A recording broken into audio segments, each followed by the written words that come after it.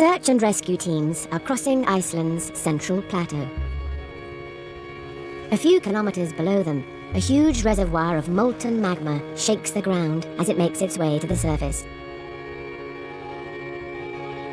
The question is not if an eruption will take place, but when and where. Icelanders have turned their unstable, cold, rugged island into one of the most modern and culturally rich nations on Earth. But they still keep one foot in the wild, and a very careful eye on the beast stirring beneath them. Over what turns out to be an explosive year, and through the eyes of wild foxes, an eider duck farmer,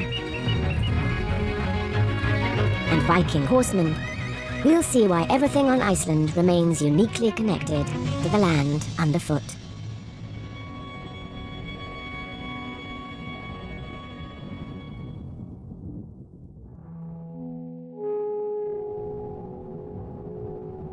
Under the eerie glow of the northern lights, Iceland is in the iron grip of winter.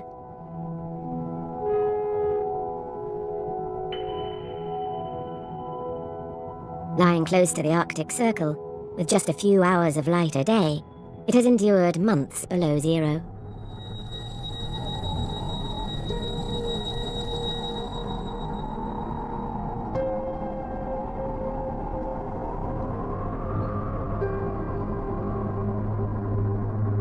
At this time of year, it's hard to imagine Iceland's fiery origins, but the island emerged as molten lava from deep beneath the Atlantic Ocean. It's one of the planet's newest pieces of land. Everywhere are reminders of how little time it's had to shed its raw, rocky character, and how closely it's connected to the very center of the Earth.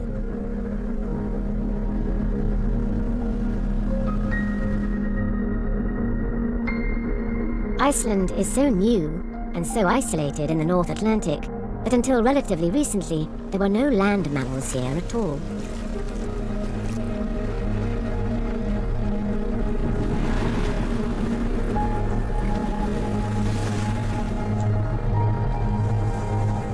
But during the last ice age, when it was connected to Greenland by ice bridges and ice floes, a very tenacious predator turned up.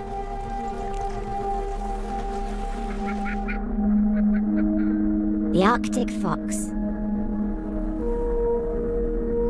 Iceland's first land mammal, in its many color variations, was here to stay.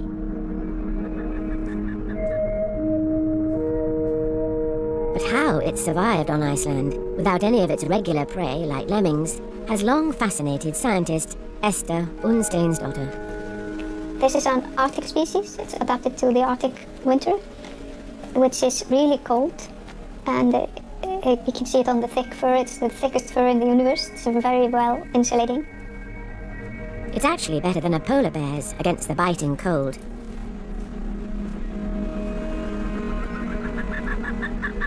Enduring extreme weather is one thing. Its biggest challenge on Iceland is finding food. They need to eat, and if they don't have enough food in the wintertime, especially before breeding, they don't manage to breed properly. There is a remarkable lifeline. An arm of the Gulf Stream helps to keep much of Iceland's long, rocky coastline ice-free. So even in winter, foxes can scavenge the washed-up remains of fish, seabirds, and sea mammals.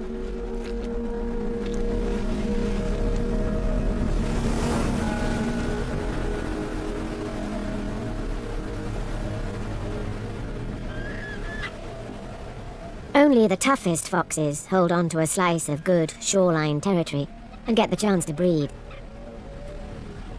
But first, they have to find a mate.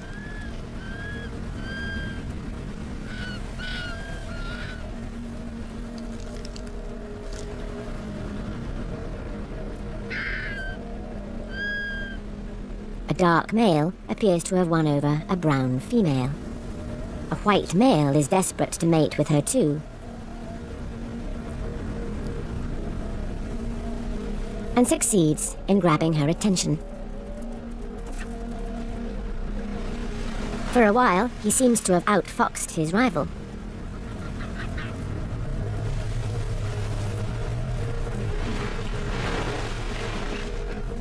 But it doesn't end well for him. The white male will have to try elsewhere. Hopefully this brown female, with the victor in tow, has the strength she'll need to have a family. For the weak or the inexperienced, winter is a punishing time. Less than half of all foxes survive.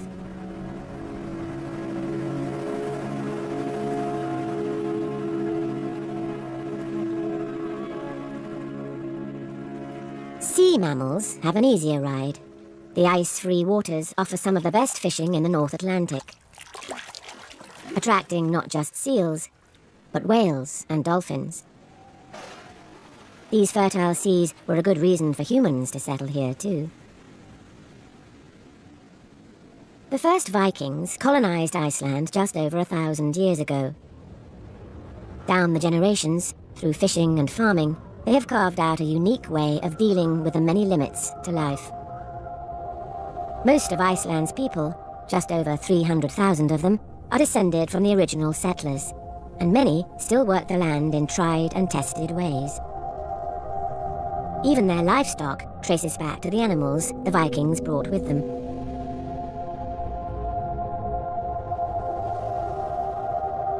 Purest and most admired is the Icelandic horse. It's smaller and much hardier than most other breeds. Owners give them a little help towards winter's end, but mostly they tough out the cruelest of weather. The best way to raise livestock here is to keep the animals semi-wild. It gives them the character and spirit to survive in this austere volcanic landscape.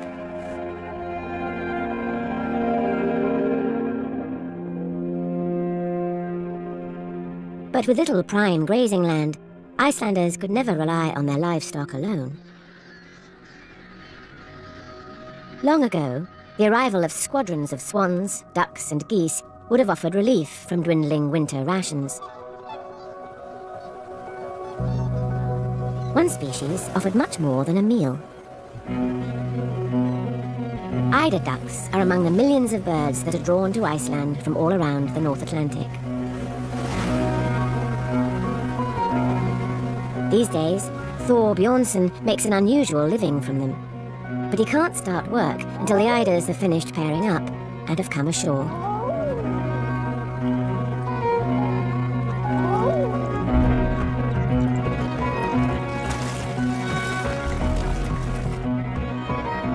He and the birds are waiting for spring.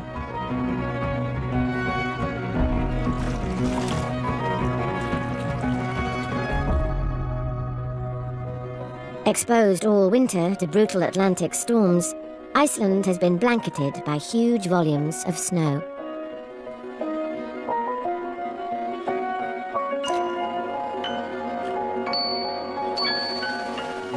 When that melts, it fills thousands of streams and rivers,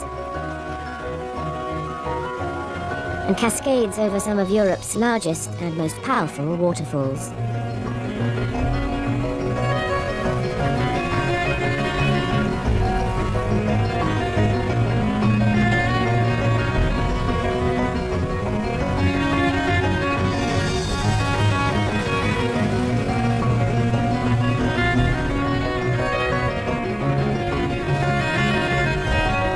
Iceland is so new and remote that relatively few species have made it here.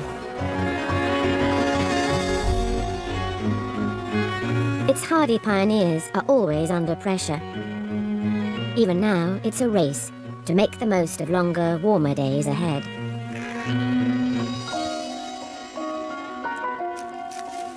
After a winter of famine, male ptarmigan are hungry to reach the buds packed with proteins, which are swelling at the top of willows and birches. It's a precarious high-wire act for a bird that spends the majority of its time on the ground.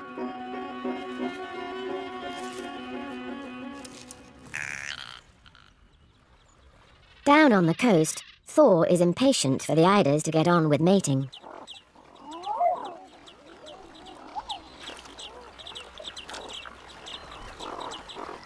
Millions of other migrating and resident birds are already nursing eggs, set to take advantage of what will be a very short but bountiful summer.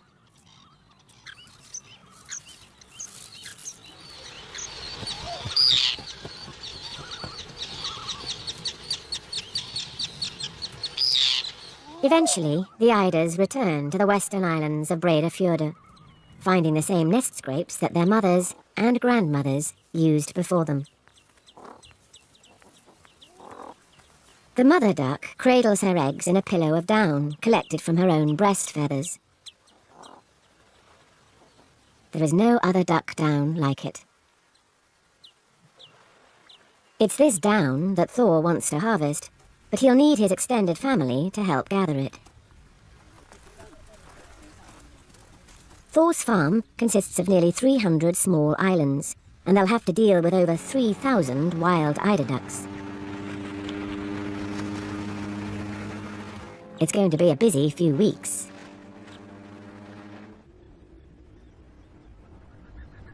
Spring has finally reached Hornstrandir, the craggy, lonely northwestern corner of Iceland.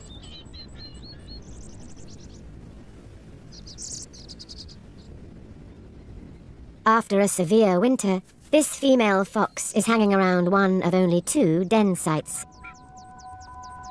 The lack of food over the past few months will have taken its toll, but now she has to step up her gear. She's looking after not just herself,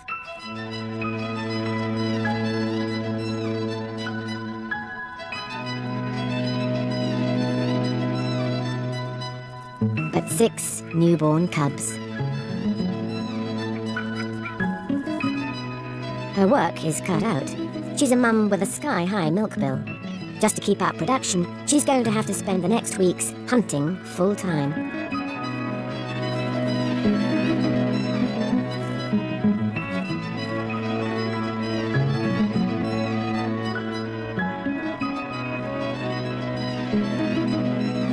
Arctic foxes are feisty opportunists.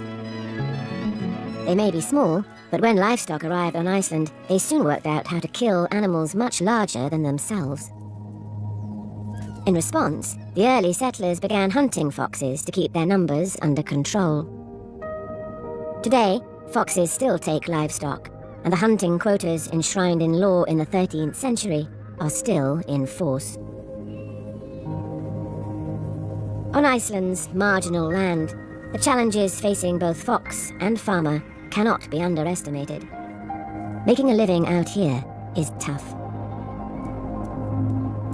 For farmers like Halldór, horses are their pride and joy.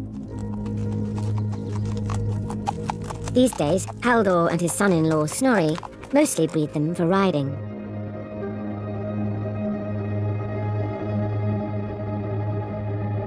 Horses are still better than 4x4s on Iceland's rough tracks and mountain passes, just as sturdy and dependable as when they were the backbone of Icelandic communities. Já, hesturinn hefur náttúrulega fylgt manninum á Íslandi hvað sterkast gegnum tíðina. Fornmenn virðast hafa ferðast á hestum miklu frekar en að minnskosti og hesturinn var það farartæki sem menn komust á. Að samhliða þessu að hesturinn væri þetta alhliða vinnudýr, því að hesturinn flutti jafnvel kistun okkar frá heimilinu og á kirkjustaðinn þegar lífið þraut. The finest horses became highly regarded status symbols. Og það var ekki lítið atrið á Íslandi að eiga gæðing. Þannig góða hest sem fór með þig út í náttúruna og til annarra bæja og þú varst jafnvel best ríðandi. Þeir áttu góða hesti og besta hesti.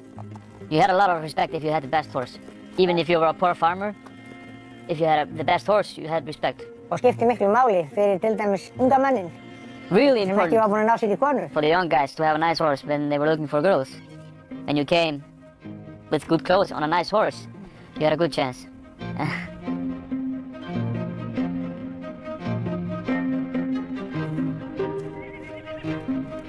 Every spring, Haldor checks on his pregnant mares.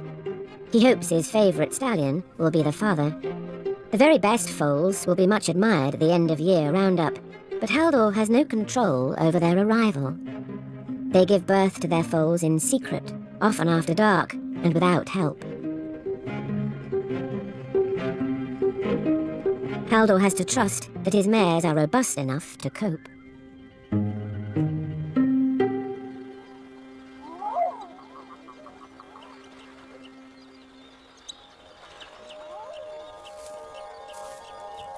Over 3,000 eider ducks are now settled on eggs on Thor's Islands.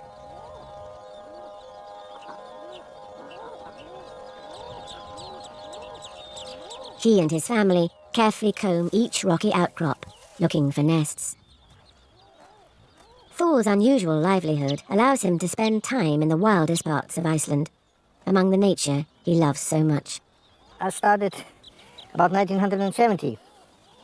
And when I was 14 years old, then I found it very, very nice to be with a bird like this, collecting down and all the wildlife around it. Thor carefully sets the eggs aside, removes the down, and will re-cushion the eggs in soft, warm hay. The female ducks can then return to their duties with no harm done. His yield is limited by the number of birds that return each year. Some years are better than others, and we get up to 55 kilos of eider down. Normally it's about 65 nests in 1 kilo of down. Eiders have proved tricky to domesticate. Their down can only be farmed from wild birds. To increase overall numbers, Thor collects and rears a few offspring that may not otherwise survive. A lot of young ones, eider ducklings, die in many ways. Bad weather, wet and windy, they cannot get enough food.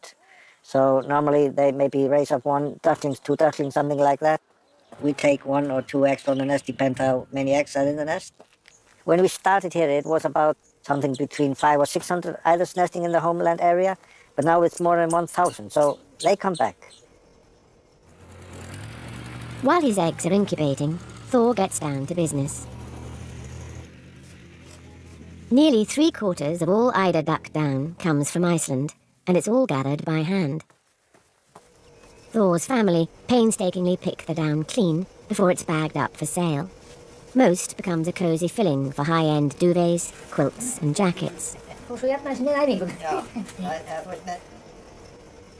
Its secret may lie in the way the fibres flex and lock together, creating thousands of minuscule air pockets. It's such effective insulation that it's been used to keep astronauts warm in space. This is duck down that's flown to the moon and back.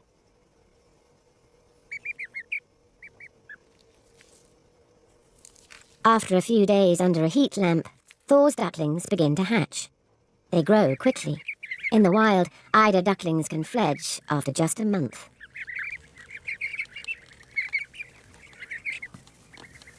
But under Thor's wing, they stand a much better chance of making it to adulthood.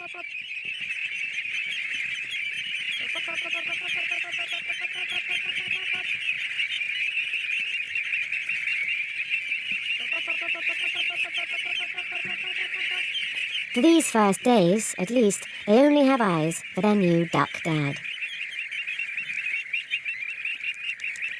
They won't follow him around long term, but Thor will have to spend the rest of the summer as a stay-at-home father, teaching them skills they'll need to become wild birds. The longest days of the year are approaching, when the sun barely dips below the horizon. The fullness of summer is only really felt around the island's edges.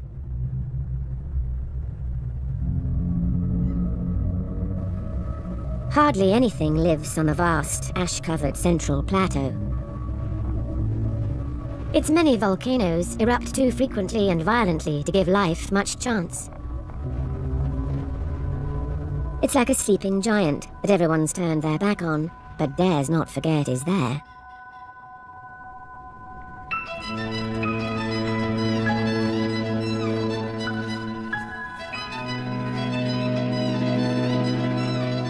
Watching over the fox family, Esther is spending more and more time on the Hornstrandir Peninsula. The cubs have been weaned, but Mum's workload just gets bigger by the day. Sibling rivalry can be lethal. It's thought that each fight reinforces their rank in the family. Dogged determination decides who gets most food, and who ultimately survives.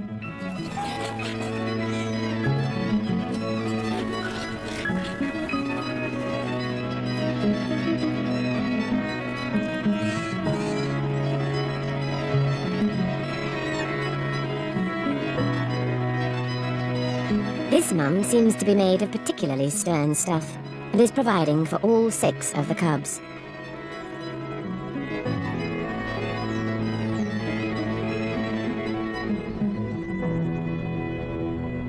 She's raising her family close to one of the most prolific seabird colonies in Iceland.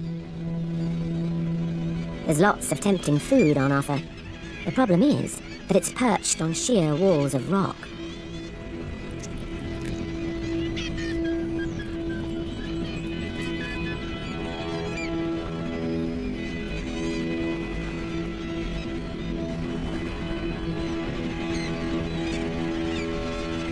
If ever there was a high-stakes game, this mother is playing it.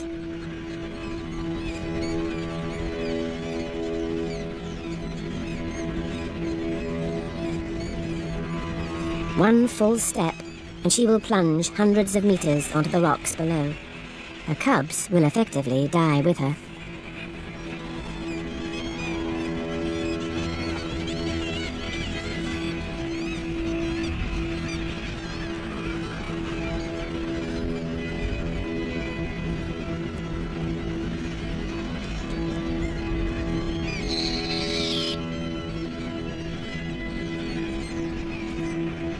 She's found a kittiwake.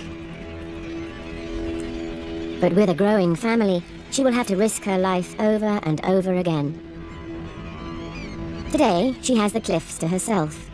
But until the 1950s, foxes were in direct competition with the people who eked out a living on this far-flung peninsula. It was very harsh, even for humans. You know, it was really tough, bad winters, and not easy to survive. So both for humans and foxes. And they were probably using the same resources, both space and food. So they were feeding on birds and eggs, and that's what people were also feeding on. On the remote island of Grimsey, they still gather eggs from the massive summer colonies. Its long coastline and towering cliffs of resistant volcanic rock provide ledge space for thousands of kittiwakes and guillemots, and burrows above for puffins.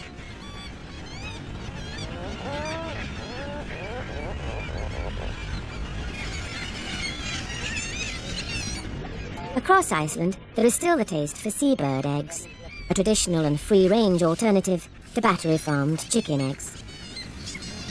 These days, the kit may be relatively modern, but it still requires an old-fashioned head for heights.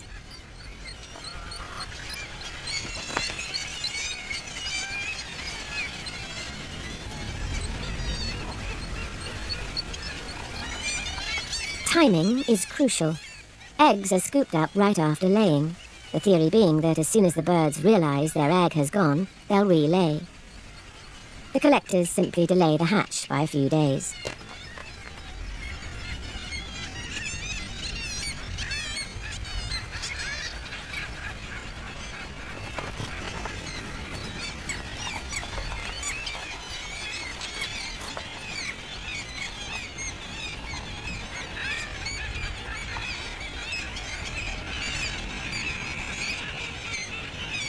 The length of cliff which each collector sweeps is strictly controlled.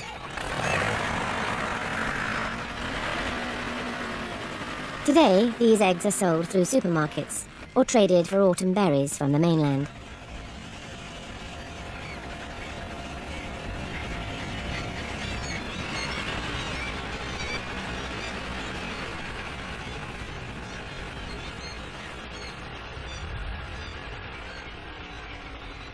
For many, foraging remains a part of everyday life, tapping into the rich natural resources around them.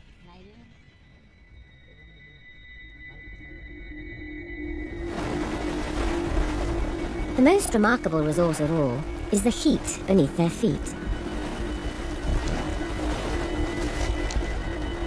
The island lies over the edge of two continental plates that are pulling away from each other. Iceland is being stretched apart in the middle. It's the easiest place for boiling molten rock to rise towards the surface. This readily heats groundwater, which day to day can be rather useful. Long ago, Icelanders discovered how it could slow cook one of their most celebrated foods, lava bread. Every household has its own secret recipe for rugbrauð, but each loaf will be baked in much the same way.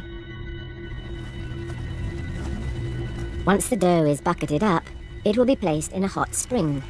Nearly every rural community has one, and then left for 24 hours.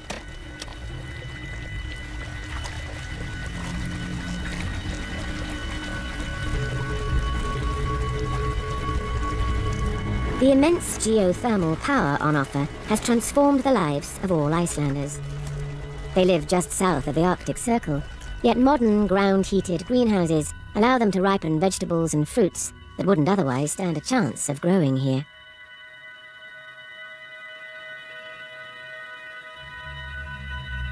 They've created a sustainable bubble in which plants and their pollinators defy the limits of growing on raw northern rock. But along with their daily bread, Icelanders are fed updates on the many earthquakes that occur on the island. It's as routine as the weather forecast. And this year, it seems, more important than ever. In late May, a swarm of 200 earthquakes register under the Balþrabungur volcano in central Iceland. It lies under Europe's largest glacier, Vatnajökull, and eruptions in the past have caused catastrophic floods.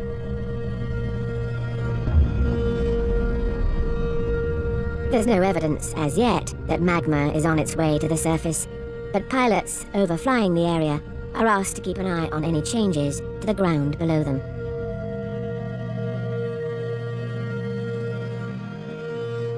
On this extraordinary island, ordinary life simply goes on. There have been over a dozen eruptions in Haldor's lifetime alone. Right now, he has more immediate concerns.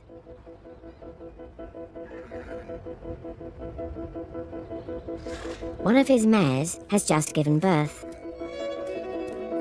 Like many creatures that evolved on open grassland, the foal's instinct is to get on its feet as quickly as possible.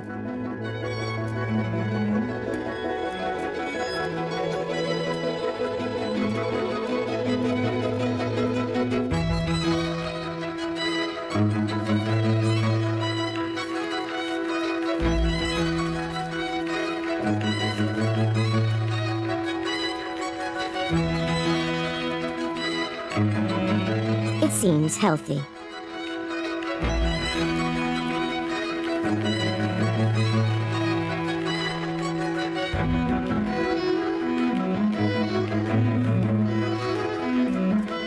The new foals will stay close to their mothers for most of their first year. But it may be the last Haldor sees of them for a long while. Soon, all his horses will move up the valley and into the mountains. It will give these lower pastures a break. But the move is also important to encourage the foals to run free. If they're to survive their first winter, they need to become resilient.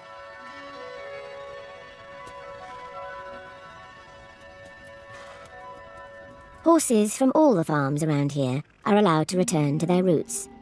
Just like the ancestral wild horse of the Eurasian steppes, they'll roam in large herds and won't see their owners for many months. You want to keep this wildness a little bit in the horses, and this is the best place to do that. And it's also really important that young horses go there, foals, to learn this as quick as possible. This strongs their mind a lot to do this, because you never know in Iceland if it gets lost. on the mountains, that they know how to help themselves. I think also for the growing of the horses and the young horses, it's like it grows much better and stronger on the mountains. The Skagafjordur region prides itself on producing the very best Icelandic horses. Strict rules control the breed. A horse sold abroad is never allowed to return, having lost the magic mix of wildness and trainability. This is the trait Haldor's foals must develop if they're to do him proud at the end of year roundup.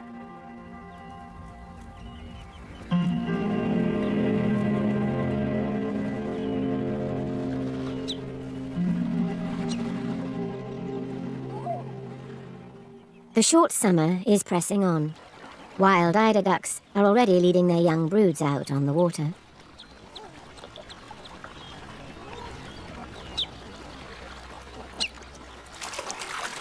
The eider is a diving duck that spends the whole winter living at sea. It's vital they become powerful swimmers. Thor's ducklings too must begin learning how to face the trials ahead.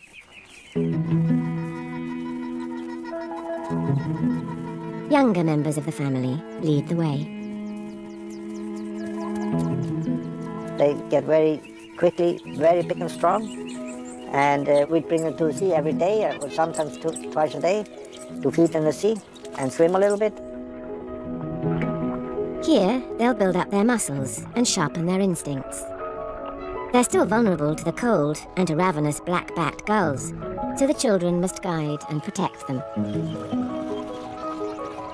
First days we have to look very well after them because they want to go away. So we try to gather them and so they don't swim away. This willful streak is good. It means they haven't been tamed.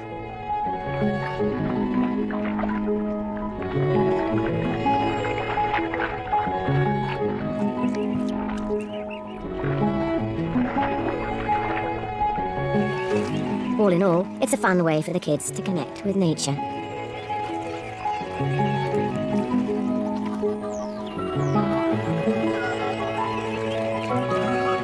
And the smallest member of the family gets to talk down to someone else.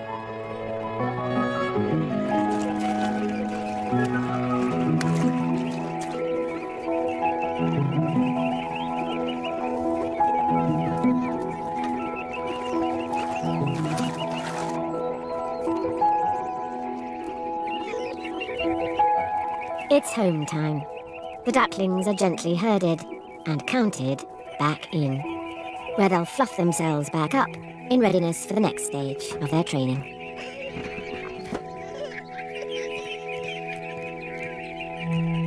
For now, it's job done.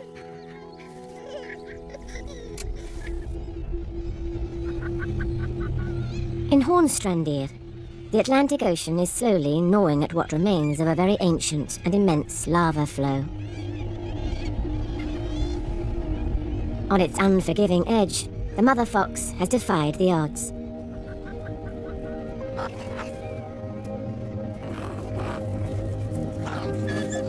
All 6 of her cubs are still alive. Although life is a challenge, they currently stand a better chance in Iceland than elsewhere in the Arctic.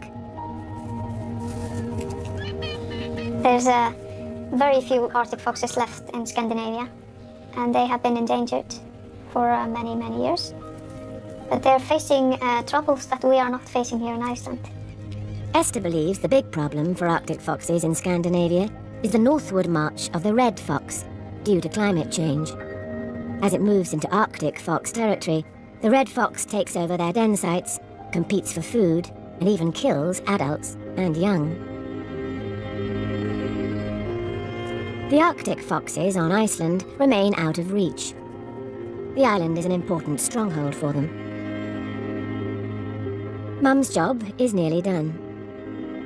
In the next few weeks, the cubs will leave home.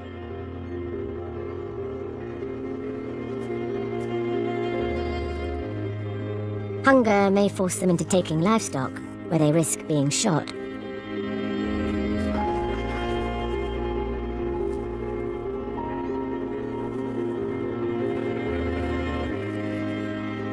The odds are that not all of these cubs will survive the coming winter, or go on to breed. But the Arctic fox has an almost heroic ability to turn hardship into opportunity. This mum's given them the best possible start in life.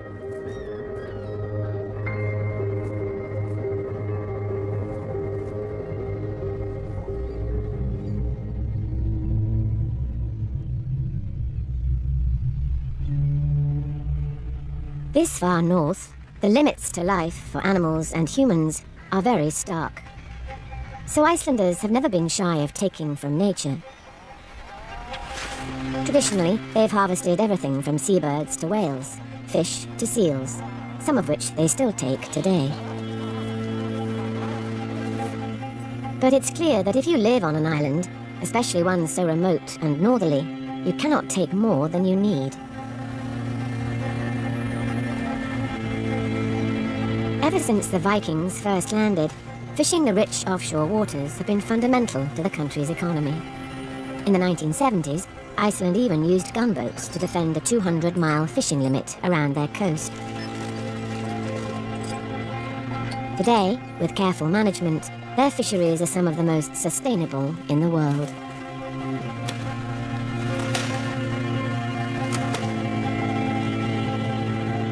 Their long-term thinking has helped other countries too.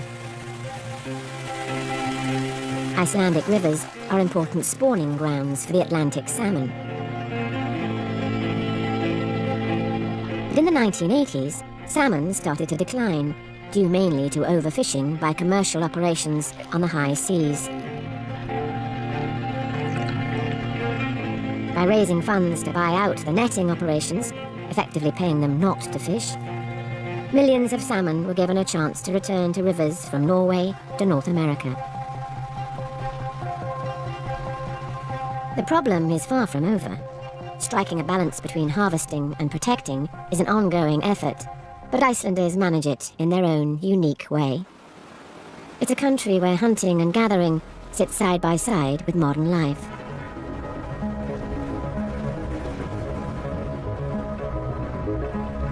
A nation with a dynamic economy built around Reykjavik, the most northerly capital city in the world. Cheap, clean, renewable power warms homes, keeps the lights on, and provides mains hot water. Even city pavements have underfloor heating. Reykjavik's opera house celebrates music and drama inspired by the original Icelandic sagas. But Icelanders are necessarily rooted in reality.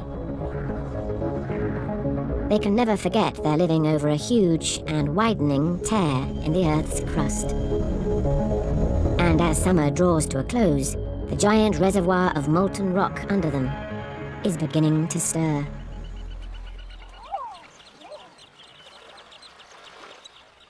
Back on the Breiðafjörður Islands, wild eider offspring are learning what to eat by watching their parents.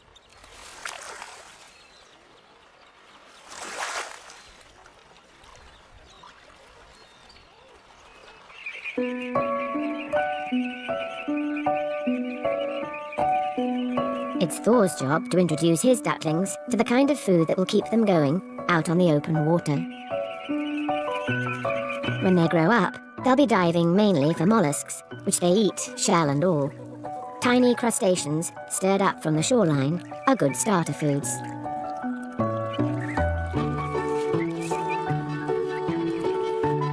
In the end, Thor, as a surrogate duck dad, can only give them a helping hand.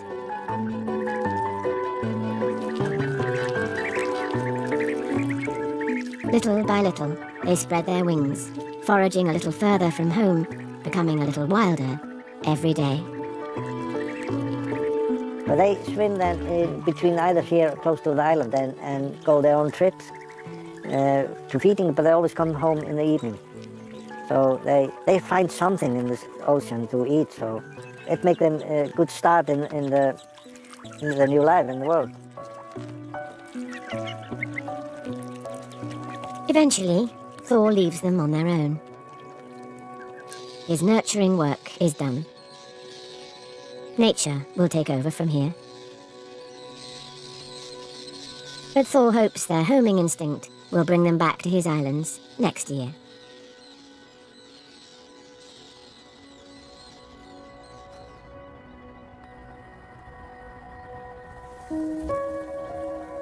In the high pastures, ripening blueberries and the turning leaves mark the slide to autumn.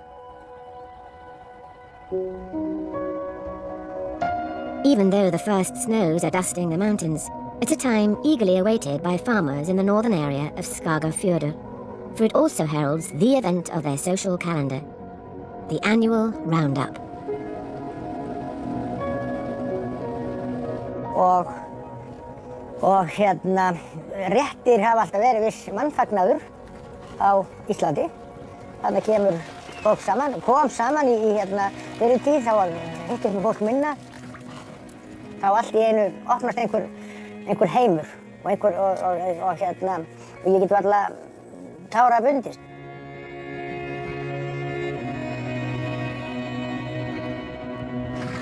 The horses might die up here in winter blizzards, so farmers joined forces to gather up the different herds and drive them all down the valley. For this year's foals, it's a complete surprise to be near humans again, and it goes against the grain.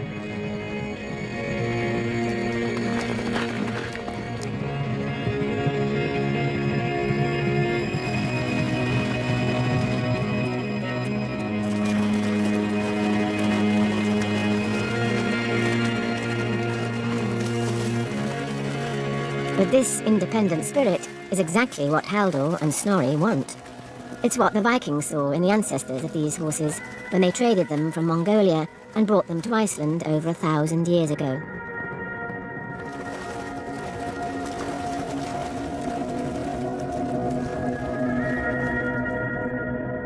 This is horse trading, nature's way.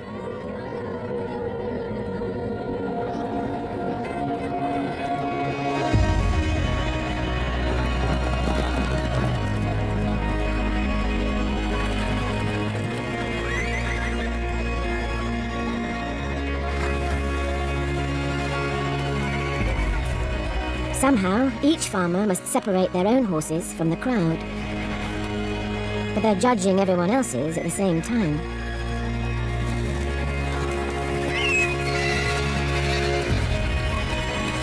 No horse is broken in until it's at least 4 years old, so most of them have a mind of their own. But this is what they love about them. It's been the only way to raise horses in Iceland's harsh environment. Their return from the mountains, though, always brings deep relief.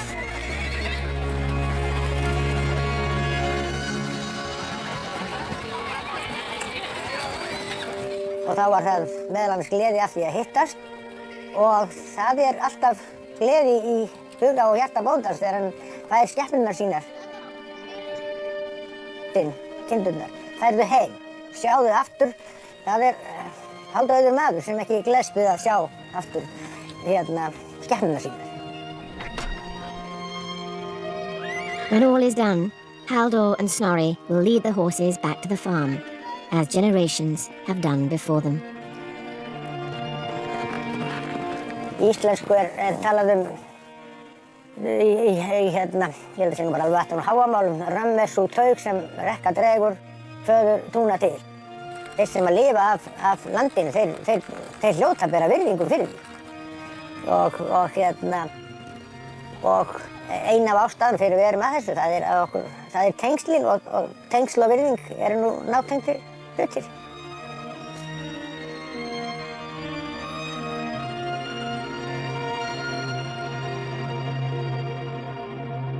The land under their feet demands respect, and in this, of all years.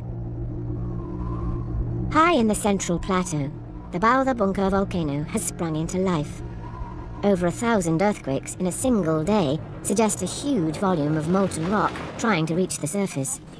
But where? Fearing massive floods, should the eruption melt the Vatnajökull glacier, search and rescue teams evacuate a vast area. Hour by hour, scientists track the earth tremors that mark the movement of the magma. The column of hot rock is snaking northwards.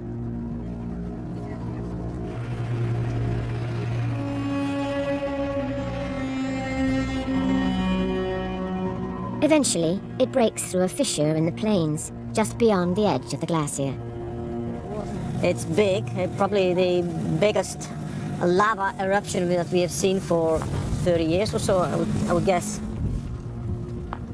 As it turns out, nothing like it has been seen on Iceland for over 200 years.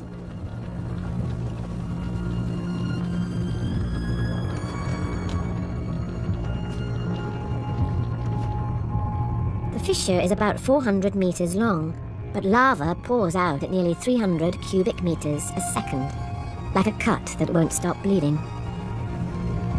Underneath Iceland, the Eurasian plate is pulling eastwards, and the North American plate is pulling westwards. Until this eruption, the island has been spreading apart at 2 centimeters a year. Here, it's opening up 10 times faster. The lava is a ferocious 1,200 degrees centigrade. It would melt even cast iron and incinerate a human being in seconds. This is as close as we get to seeing into the center of the Earth.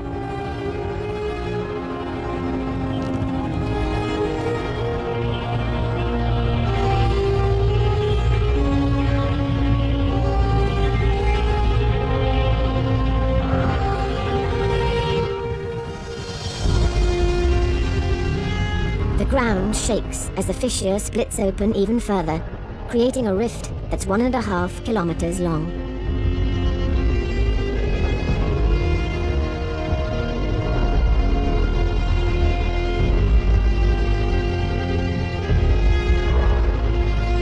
Pumped by pressure that's been building for centuries, superheated gas and water causes tons of lava to fountain up to 100 meters into the air, all along its length.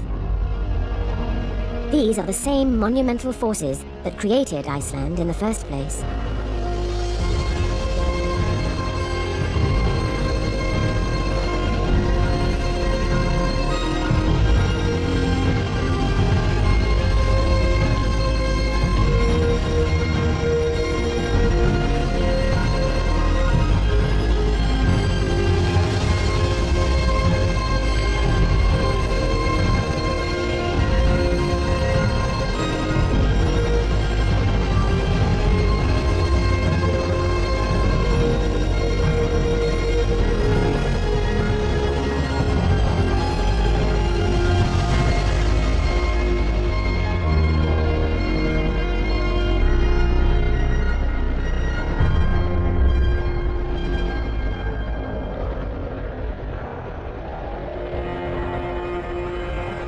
Over the next 6 months, the lava flow covers over 85 square kilometers.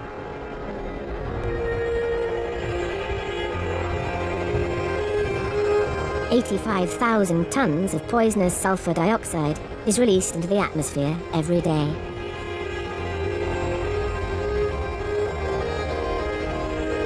In 1783, an eruption on Iceland threw up so much ash and sulfur dioxide that it's thought to have caused famine on a global scale, and the deaths of 6 million people worldwide. Miraculously, this fissure allows the colossal pressure under Bauða bunker to be released slowly. Had it gone off just a few kilometers away, explosively under the Vatnajökull glacier, the picture would be very different.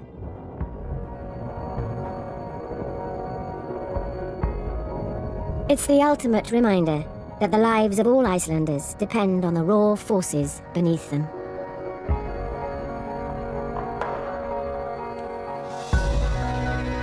A wild life.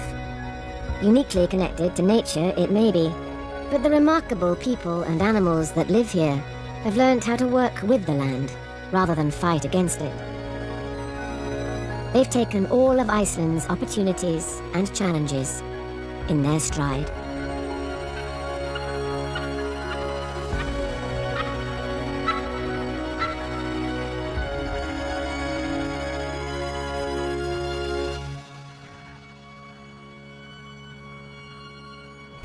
Two very unconventional teenage girls. They're Norwegian and they're reindeer herders. Meet them in tomorrow's Natural World at 4:10. Is Anna and Gino's romance all it appears? Our Aussie drama A Place to Call Home continues next on BBC Two.